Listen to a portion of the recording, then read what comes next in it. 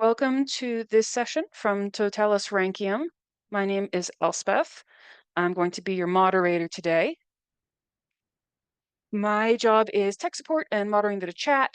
Please note the session is being recorded. I do not work for Zoom, but if you're having problems, mention it in the chat and we'll see if we can help. We are aware that Zoom is being kind of a jerk today, so please be patient with us. When our speakers start, there's going to be about a 20-minute presentation, followed by about 20 minutes of Q&A, but whatever happens, we'll be ending at 40 minutes sharp. If you have a Q&A, please enter it into the chat at any point during the presentation or the Q&A, and I will select as many questions as we have time for, roughly in the order asked. Please keep it family friendly. Any abusive behavior will result in removal for this session, and a repeat performance will result in being booted from the event without a refund. With that, let me introduce our speakers. We are joined by Rob and Jamie of Totalus Rankium. They did not provide biographical notes for their introduction, so I'm going to reveal here and now that they are in fact time travelers responsible for writing the Historia Augusta in an ancient Roman pub, and all its eccentricities are therefore their fault and the fault of the wine merchant who kept getting them drunk. Over to you, guys. Yes, all of that is true. Thank you very much for introducing us. And Jamie, you're here. Excellent. Hello. Hello. We're Totalus Rankium. Shall And we do the today... proper introduction, Rob? Oh, go on then. Let's be Right. professional. Yar, hello, and welcome to Pirates Totalus Rankium. I am Seaman Johnson. We have new names. Yes, go, Rob, play along. Come on. I don't know. I'm Salty Joe then. Excellent. Right. And we are here to talk about pirate deception. Yes. Yes, we are. Yeah. So we are going to talk about, well, what are we going to talk about? Because I knew we were going to talk about deception. We knew we were talking about pirates. There's lots of things you can cover, surely. How did pirates fool their prey, for example? Or how did the use of deceptive flags on the high seas help diplomacy as well as piracy? We are friendly, we promise. Yeah, things like that. However, I think there is one major area when it comes to pirates and deception, and that is how you, Jamie, have been deceived. Me? You. Oh. And everyone no else. one else, just me. Mostly you, but also everyone else. All right. Okay, yes, good. the public consciousness of pirates is deceptive. Often what we think of when we think of pirates is all wrong, but some of it is surprisingly correct. So, what do you think when I say think of a pirate? A hook hand. Every single pirate had a hook for a hand. Every single pirate owned a parrot, which I imagine would have been messy on the ship. Every single pirate had at least one or two, possibly three wooden legs. Yeah. And every single pirate spoke with a Bristol accent. Yeah, an eye patch wearing wooden-legged man with a Devonshire accent and a parrot drinking rum, searching for treasure using a map under a pirate flag. Exactly. Probably is what you were thinking of, yeah? Yep. Yeah, exactly. So today is all about looking into these things and judging how much you feel deceived, Jamie. Okay. On a scale of like 1 to 10 or just Tell you what, disappointed? You can choose the scale. Excellent. I was thinking 1 to 10, but you know, I'm open. What do you want? Skull and crossbones. How many skull and crossbones? Yes. Okay. How many skull and crossbones? So here we go. Deception. And we're going to start with accents. Ooh, okay. This is the big one. Yeah. How do pirates sound? Yar, I be a pirate. Arr, no rum. Like that. Yeah. Yeah, exactly. We all know this. We all know it. It's a historical fact. Well, where's it come from? Why do we think pirates talk like this? Well, you might be surprised to know, but you won't be soon, because we're going to come across this a lot. It all links back to Treasure Island, the serial, then novel written by Jekyll and Hyde author Robert Louis Stevenson. Oh. Yeah. However, in this case, it's not actually the book Treasure Island. It is the film version made by Disney in the 1950s. In fact, 1950 exactly. This is Disney's first ever live action film. Oh, wow. Yeah. We need to watch it. We do need to watch it, and we can do a commentary on it. It'll be Yeah. fun. Anyway, trying to keep down production costs, Disney decided to film Treasure Island in Britain. It's post-war Britain, and everyone's being paid in, I don't know, bits of old lead or something. Uh, And getting yeah, very ill. yes. And therefore, they cast almost entirely British actors. And Robert Newton was a well-respected actor at the time on stage and film. And he, like I said, well respected. He had started acting in his 20s. Sorry, in the 20s as a teenager. He had played Horatio opposite Laurence Olivier as Hamlet. So Oh. he's like well respected actor here. Hmm. He was mostly famous in Britain, however, until he was cast as Long John Silver in the film. Now, Newton was born in Dorset. He had a West Country accent. And when coming up with the voice of Long John Silver, he decided to lean into his natural accent and really exaggerate it. That is fantastic. Yeah. It's like all the casting directors just sitting there. It's like, "Yar, I be a pirate." Yes, for the accent. What do you mean? This is my normal accent. Arr. It's how I be talking. Yeah, yeah, well, is this true though? Because I'd come across this before. It's and this is one of the more well-known obscure facts about pirates. It's the idea that this all comes from one actor. So I decided to dig into it a bit more. Is it one actor doing one accent in one film in 1950 that has made everyone now think that that all pirates speak in that way? And no, it's not. Bit Oh, more complex because Newton soon had several projects that reinforced it. 2 years after he played Long John Silver, he played Blackbeard in the film Blackbeard the Pirate. no, original. Good name. Yeah, Newton was cast precisely because of his Long John Silver portrayal. I have checked clips from both films, and he uses the exact same accent in both films. And the same lines, which confused the second Yeah. film crew. Well, then in 1954, realizing that Treasure Island was public domain, some clever people in the business decided to make a sequel to the Disney film. Oh, sequel. Yeah. They even got the same director on board and hired Newton to reprise his role as Long John Silver. It's like, yeah, let's just make a sequel to the Disney film. Disney are very relaxed about things like that. I'm sure it'll be fine. Yeah. Yeah, filming took place in Australia this time. And G'day. which is why all See your pirates have ship. that Yeah. accent. Yeah. No, he kept the accent, and the film did not do well. You'll be sad to hear. But it doesn't stop there. The new production company called Treasure Island Productions then made a 26 episode TV series where Newton was playing John Silver yet again. Ah, Apparently, this is the first TV series ever made in Australia. wow. Yeah, That's I interesting. can only assume it slowly morphed into Neighbours. Yeah. Charlene.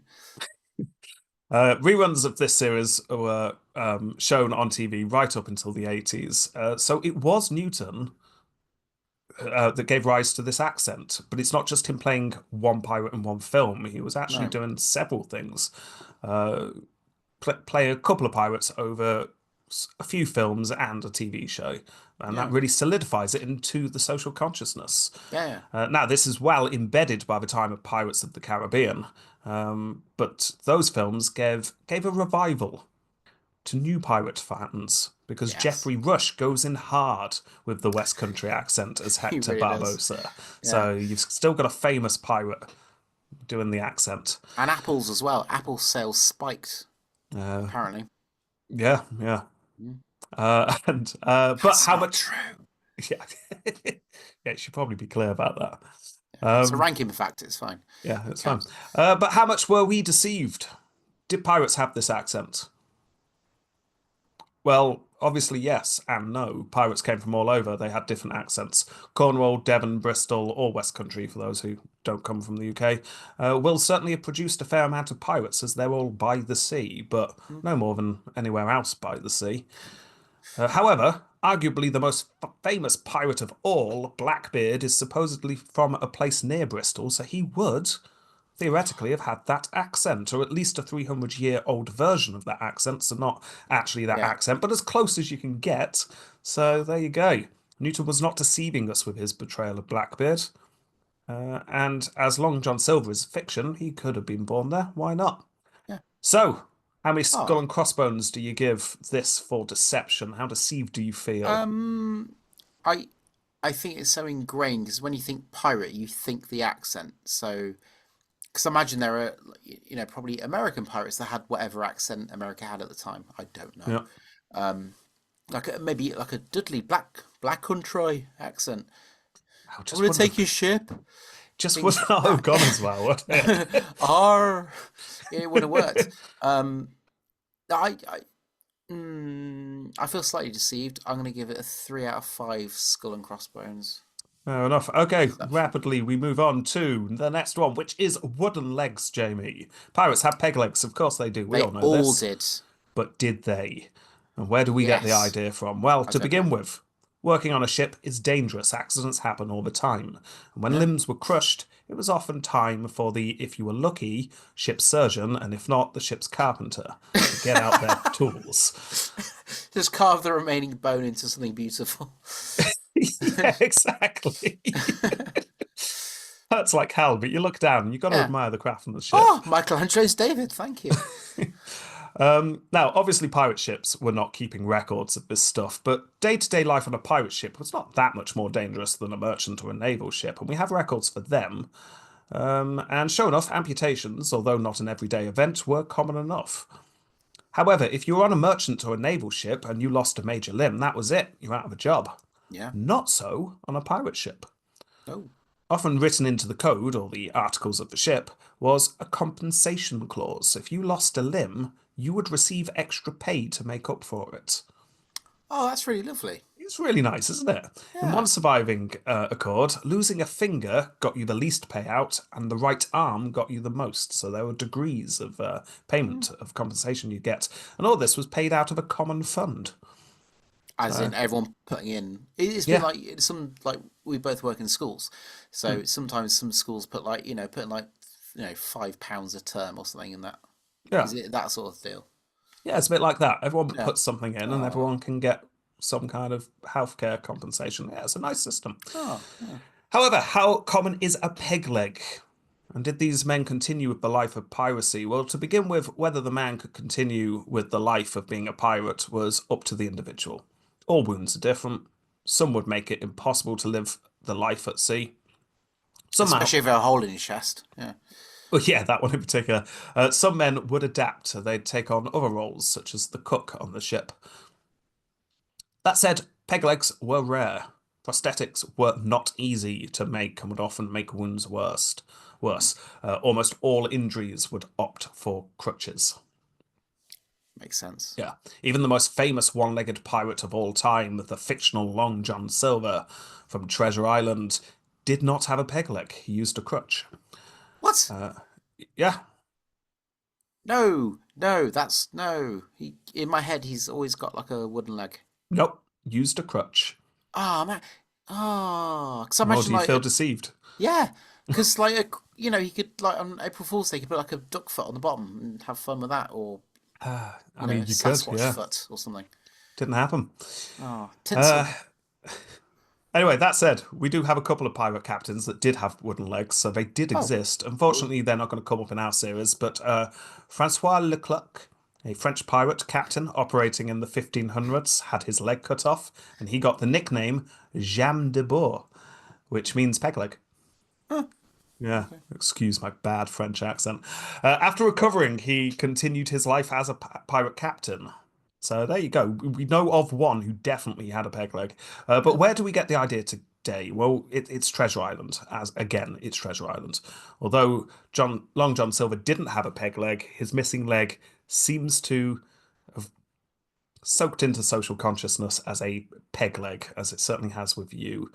It is worth noticing that Stevenson, however, while writing Treasure Island, used the general history of pirates a lot for ideas. And the general history does describe a pirate at one point, and I quote it here, with a terrible pair of whiskers and a wooden leg, swearing and vaporing upon deck. Yeah. And some have speculated that this is where we get the image of Long John Silver. So Interesting. there you go. So how deceived do you feel about that? Uh, I mean, when you explain to me, it obviously makes sense why you wouldn't have a wooden leg. But I still feel very deceived. I'm going to give that 4 out of 5 crossbones. 4. So you feel more deceived by the leg than you do Yes, by the accent. I really do. Okay, that's good. Good to know you feel strongly about that one. Right, on to the next one. Squawk. Parrots. Yes, they all have parrots. Every single one had parrots. This Although is true. Jeff had a pigeon, but pigeons are really useful. It's okay, you painted them. Yeah, yeah, Yeah, yeah, it was yeah. fine. It can no longer fly afterwards, but it's fine. Its wings all stuck down. It was pretty cool. It was Yeah, cool. it was really cool. Anyway, pirates. This one's parrots. Parrots, not pirates. This one is easy. Once more, it is Treasure Island and Long John Silver yet again.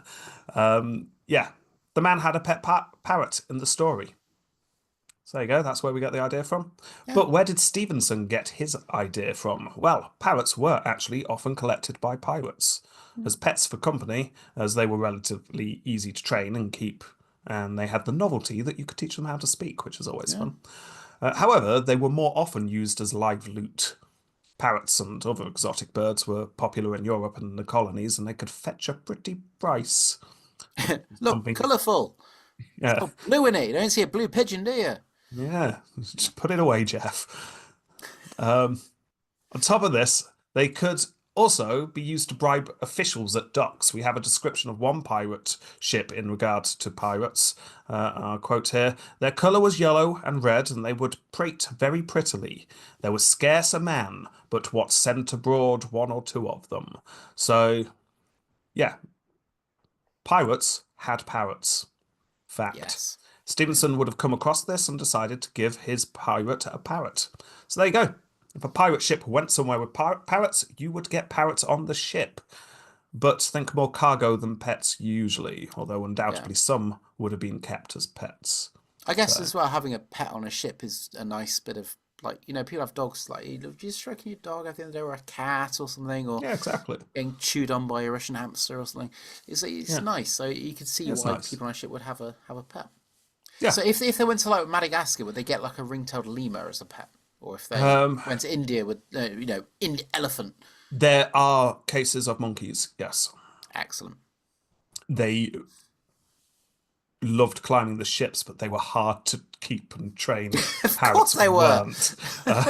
Yeah. So parrots were kept more often. They were easier to keep. Yeah. Yeah. So there you go. How deceived do you feel about the parrots? Not deceived at all. Zero Not skull and deceived at all. crossbones. Fair enough. Okay. Are you keeping track on these, by the way? Because I'm not. Nope. Cool. Well, we've got people listening. They can tell us. Right. Okay. Treasure. Treasure and maps. Buried treasure. Yep.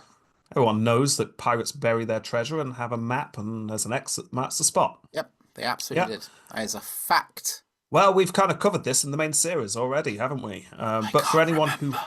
oh well, good. For anyone who has not heard our series, or for Jamie who has already forgotten, yeah, buried treasure was just not a thing. Therefore, treasure maps were not a thing. So where do we get the idea from? I'll give you one guess, Jamie. See if you can see it. Hmm. Listening to everything you've said Yeah. and the fact you repeated one thing multiple times, Mm-hmm. I would assume Yeah. it's Star Trek: The Next Generation. Oh, it's like teaching my class again. No, no, it's not. It's Treasure Island, Jamie. Of course, it's Treasure Island. Damn it. But it's not so clear cut this time.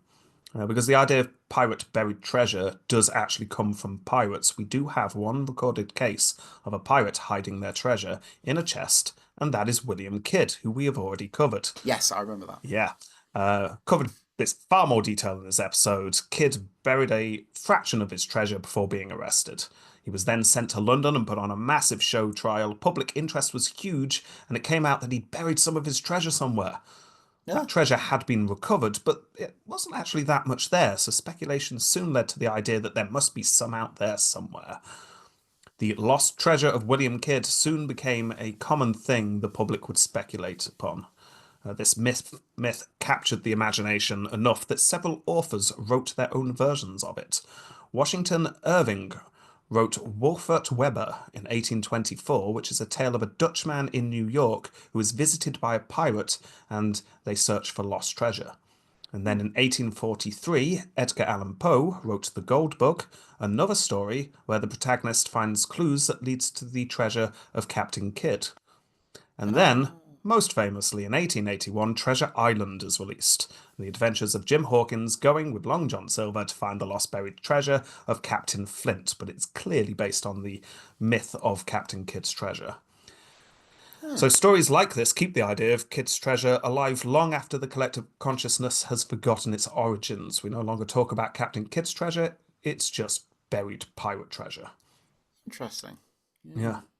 So there we go. How deceived do you feel on that one? 4. 4. 4. Is that the most?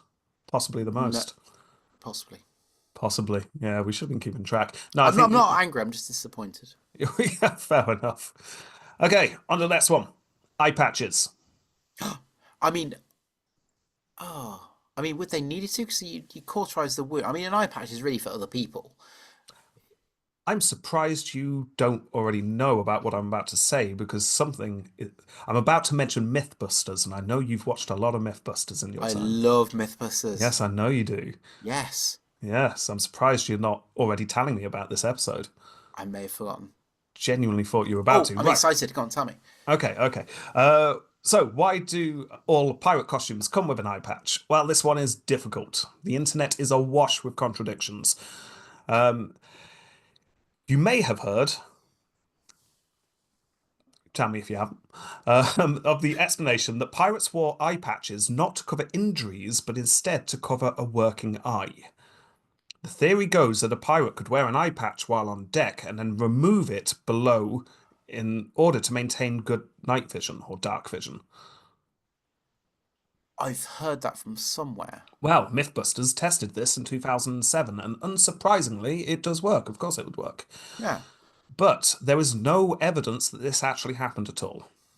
Oh, This explanation seems to have been created to explain the eye patch rather than the other way round. Historian Rebecca Simon points out, and I'll quote her, there were no images, woodcuts, or any mentions of them in any primary sources from the 17th and 18th century. I always just assumed it was because you lose an eye. It's a bit grim to look at, so let's just hide it. No, no. Well, Oh, that's a lot of eyes being lost, isn't it? well, Uh, you know how unreliable bullets or shrapnel and stuff. yeah, I suppose so. But I there's, honestly, I work with reception children. I got them to make eye patches. yeah, well, you're I deceiving them, even Jamie. remove their eyes. You got to keep it realistic. How bad do I feel now, Rob? Well, this idea that it's nothing to do with injuries and it's actually maintaining your dark vision is really common at the moment. It's talked about a lot. Um, but there are just massive holes in the theory. Hmm. If it's simply to help them sail, why don't we think of people in the Navy or merchant seamen having eye patches as well? Why is it just pirates? So where does it come from? Well, if you put it into Google, you get many, many, many websites claiming it's because of Long John Silver wore an eye patch. Treasure Island. Slight problem, Long John Silver didn't wear an eye patch. Ah, Yeah, in fact, I'll quote Treasure Island here. As I was waiting, a man came out of a side room, and at a glance I was sure he must be Long John. His left leg was cut off close by the hip, and under the left shoulder he carried a crutch, not a peg leg, which he managed with wonderful dexterity, hopping about upon it like a bird. He was very tall and strong, with a face as big as a ham, plain and pale, but intelligent and smiling. There you go, that's the description we get, and no eye patch. I even got an e-version of the novel and did several searches for terms like eye patch, eye cover, etc. to see if anything is mentioned at all in the story. Not a single mention. ah. Another explanation is the work of famous illustrator Howard Pyle, working in the late 1800s, 1900s. Pyle illustrated for magazines and books. His works included The Merry Adventures of Robin Hood, and Harper's Monthly, and importantly for us, The Book of Pirates.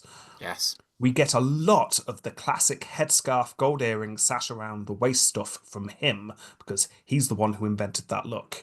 You may recognize some of his work because modern books still use it. In fact, I have right here my copy of the Pirate Reference Book by David F. Marley. And oh, look, there we go. That's his work there, and Ah, also another book that I happen to have. So, yeah. Problem is, I looked for a whole bunch of Fowl's work, and there's not a single eye patch. I couldn't find one. So it's not from him either. Another theory I came across was Nelson. Nelson, eye patch, yeah? yeah. Yeah? Yeah, never wore an eye patch. Oh, At least not in battle. In fact, his eye, despite him losing his sight, appeared fairly normal. However, illustrators in later life in the Victorian era wanted to highlight the injury of the famous admiral, so started drawing and painting him with an eye patch. yeah. The theory is that the eye patch at this point becomes synonymous with bravery on the ocean waves, and therefore it was adopted while depicting pirates. But when that started, I just can't tell you. This one is a mystery. I can tell you it's unlikely that pirates wore eye patches any more than the average person working in a dangerous trade. So, Interesting. deception? Oh, absolutely. Yeah, I'm giving that full 5 skull and Full crossbones. 5 for the eye patch. Yeah. Okay, and then we go on to our last one. Drunk on rum. Grog? Drunk on rum. Oh, we mentioned grog right at the end. Right. Where does the idea that pirates all drink rum come from? Well, in large part, you can probably guess it all together now. Treasure Island. 15 men on a dead man's chest, yo ho ho, and a bottle of rum. Drink and the devil had be done for the rest, yo ho ho, and a bottle of rum. Yeah. This song is sang at the start of the story by a mysterious old pirate Billy Bones. Due to this, and it being picked up and embedded in the social consciousness, rum companies started leaning into the rum image. And we have the likes of Captain Morgan's rum, for example, and Hey. Dead Man's Fingers using pirate Hey. iconography. But I'm just going to say it off the bat, all lies, Oh. sort of. At the moment in our series, we're covering the pirate round, so the late 1600s going into the early 1700s. And at this time, brandy and wine were the most popular drinks on a pirate ship. Brilliant. Yeah. Yeah. Good. But why is this? Well, Barrels. it's the Spanish. Yes, that was my second guess. Yeah. Yes. Well, there'd been a big push in Spain by the brandy and wine producing companies to ban this new cheap spirit that might damage their profits. And this big push worked. It meant that if you, as a pirate, took a Spanish ship, there'd definitely be no rum on board. It was banned. But there'd be plenty of brandy. Hey. It also meant that brandy often was made well, but if you got hold of rum, it was bootleg and rough. But that's just on Spanish ships. What about pirates who were stopping off in English ports? Well, if you had money and you're trying to show off, you'd likely be drinking wine, which was the premium drink for the time. However, most pirates did not care what they were drinking. They just wanted to get drunk and therefore would drink anything. Rum, yes, but anything, not rum in Yeah. particular. However, this is during the pirate round, which we're covering now. By the end of the War of Spanish Succession, rum had indeed become a much more popular drink throughout the Americas. It was cheap to make, and those small bootleg stills had started to grow into actual distilleries. And by the time we get into the latter golden age, what we're calling the golden age of 1715 to 1725, rum was indeed everywhere, the drink of choice in the Caribbean, where most of the piracy was happening. In fact, might have been being a bit disingenuous when I said it was Treasure Island where we get the idea of rum from, because Stevenson almost certainly got it from the general history, and most likely from Blackbeard, who loved the Ah. stuff. Ah. In fact, we have an entry into a logbook assumed to be written by Blackbeard, and I'll quote it: "Such a day, rum all out, our company somewhat sober, a damn confusion amongst us." So Nice. there you go. There's also a rumor that Blackbeard would put gunpowder into his rum and light it to make a sparkling, scary cocktail, which seems very unlikely because how Yeah. would that work? That wouldn't work. But cool. Yeah.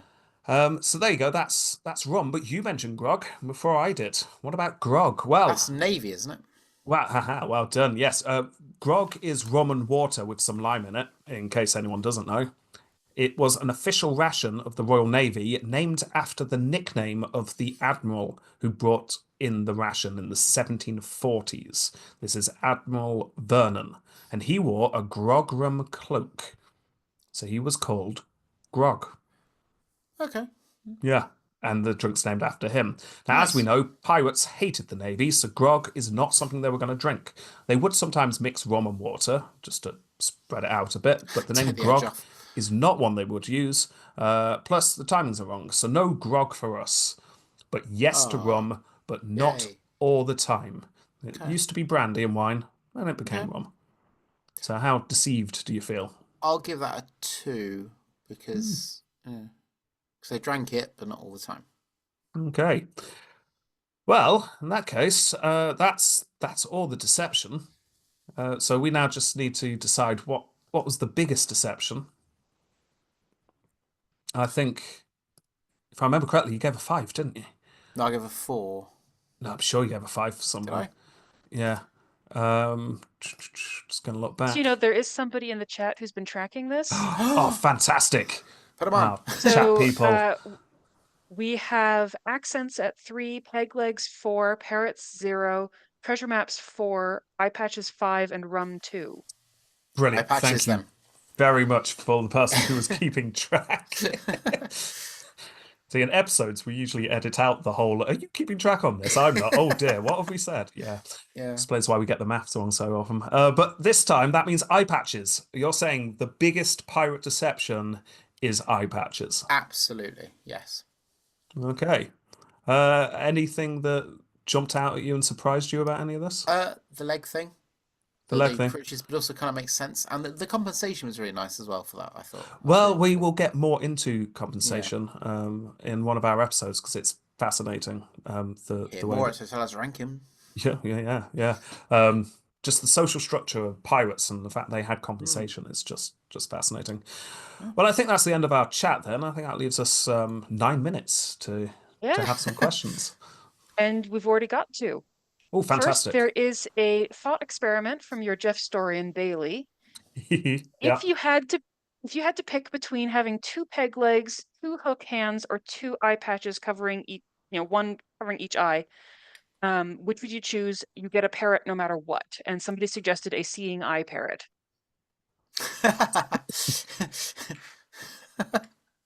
That is a nice idea because it could warn you as well by speaking, Yeah. couldn't it? Hmm, Blood head. What? You would Um, just assume you were surrounded by pieces of eight all the time, though. it's true. Yeah. or Um, crackers. Uh, yeah. I Yeah. I'd go for the legs. I think You go for because legs. I think hands are more useful and eyes are more useful.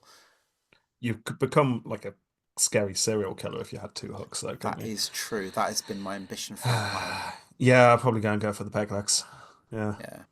Yeah. Good Well, if you want question. to see somebody navigating having 2 arm prosthetics, I recommend the 1940s film The Best Years of Our Lives, which features a real double amputee as Oh. a Oh, veteran returning from World War II. It's a yeah. really, Ooh. really good film. Um, the other question we have is Pirates is a reasonably short series. Have you considered special episodes on interesting pirates not mentioned in your main text? And they add, this is basically a long-winded way of asking for a special episode on Zheng Yi Sao. Pretty please, smiley face.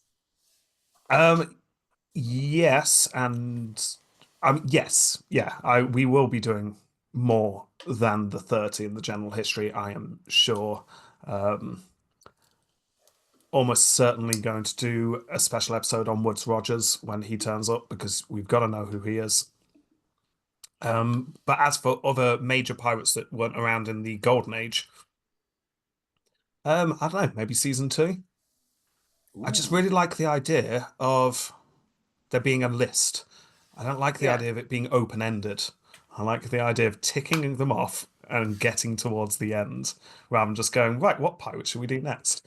So if someone can find me a definitive list of pirates somewhere that are not the ones we're covering, um, yeah, I could use that. All So right, you've all got your homework, so work on that. Uh, I was struck by the idea of this Treasure Island TV show, and I'm wondering if in your searching into it, you've discovered if it's available anywhere. I couldn't see it. I would try to find a clip, and it's hard to find because you just get the film. But I'll be Hmm. honest, I didn't spend a huge amount of time looking. Yeah, so it wouldn't I surprise me feel if like you a could track it Discord down. watch party would be Yes, fun. Oh, that yes. sounds like it would be a lot of fun. Um, yeah, it was not well received, which leads me to think. it might be really good. It was all the Australian accents, I reckon. Yeah. Yeah. Verzo Pirates on wants to know, surfboards. do you Sorry. think Sexy P would have a good time as a Caribbean pirate? You might need to remind people who Sexy P is. Yes, Sextus Pompeius. We are talking the end of the Republic, start of the Empire, and he hunted down pirates and also did a bit of piracy himself.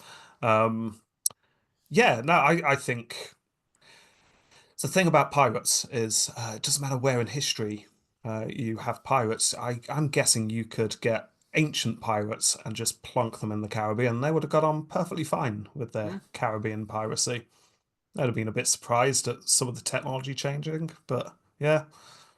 It's just a shame we don't get as much details on some of those ancient pirates. I'd love to do episodes on the pirates that took Caesar, for example, but we just don't have any information on them, apart from the fact they were all crucified. So, yeah. A more general question I've got for you both. You're both teachers. You teach approximately 10-year-olds, I think. Yeah, 10, 11. Both sort of around that age. Has being teachers informed how you approach podcasting and vice versa? Has it affected how you teach? Not consciously, I don't think. I do think maybe the way I keep double checking with Jamie, does he understand something? is not because I think Jamie doesn't understand it. It's because I'm aware we have listeners and I can't see their feedback. So I go into my default teaching mode of let's just be clear, did that make sense? So maybe, I don't know, maybe it does.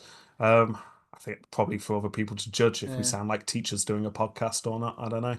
I think for me it's sort of like before the podcast I used to teach the children, give them information. Now I've reversed that. I do my role in the podcast and they just talk to me and tell me about things. It's fun. It's good. Go on, and I rank them at the end. Yeah, that's important. Yeah. Sarah wants to know which US president would have been the best pirate captain. Ooh. I think Jackson would have enjoyed it. It's got to be Jackson, hasn't it? Yeah. Yeah, he would have really enjoyed doing it. Just give him a cannon. Oh, watch him fly. Yeah. Yeah. And to follow up on that, Bailey wants to know which Roman emperor would have been the worst pirate captain. Didius Julianus. Yeah. Or Quintillus. Quintillus. Yes, I give up. I give up. Yeah. I mean, quite a lot of them, to be fair. Yeah. I'd vote Marcus Aurelius. Yeah, you've reading. you've got some that would not have enjoyed the life. You've got some that would have been awful at it. I'd say a lot, but the absolute worst. I think Nero, because I think he'd have gone into the role a bit too much. He'd been full. But he might have really loved it. I think he would have really enjoyed it, but I think he would have been the worst. It would have been awful. Yeah. Okay. Fair enough. Yeah. Bailey suggests that Numerian would have been dead before they left port. Yes. Yeah. Yeah. And Christoph suggests that Jimmy Carter would have been the best U.S. president pirate because being a submariner isn't that different from being a pirate. Well, yes, you do obviously have some presidents who actually did go off and fight wars on boats. So yeah, I suppose they'd be able to do well. Yeah. Eleanor wants to know, do any of your students listen or are they all too young? I actively avoid any mention of it because I don't want them listening to the podcast and then talking about it would be very irritating. But I do have an ex-student of mine who she listens to the podcast now. She's just got into Cambridge as well. That's how old we are now, Jamie, and how long we've been teaching. Good we are as well. Oh, and how good we are as well. We got her into Congratulations. Cambridge, yeah. But yeah, so I know of one ex people who listens, but that's all I know of. So I've never mentioned it in a lesson, but I have used our website as an example of a website when a year 5 class were learning about websites. And did they not click on it and start listening and go, nope. Oh, is that not you? No, well, they didn't listen to it. Just showing the website. It's like Rob and Jamie, and like that. They didn't know, so it's fine. That's the closest I've come to it. Fair enough. So we're just about running out of time here. Are there any last things you'd like to say? Thank you to everyone's listening. Yes, before you walk the plank. Yeah. I do, yeah. Unfortunately, I have got a walking the plank and a flag section, but I skip those for time. So listen to our series if you want to know more about those. Yeah. Yeah. Yeah. Well, thank you so much for coming back. It's Oh, thank always a you. pleasure to see what you guys have, see what headgear you're wearing each year. Yeah. You've set the bar very high for that. So hopefully next year will be yet more interesting headpieces. Okay, we'll get working on it. Great. Thank you very much, everyone. Thank you, everyone. Bye. Bye.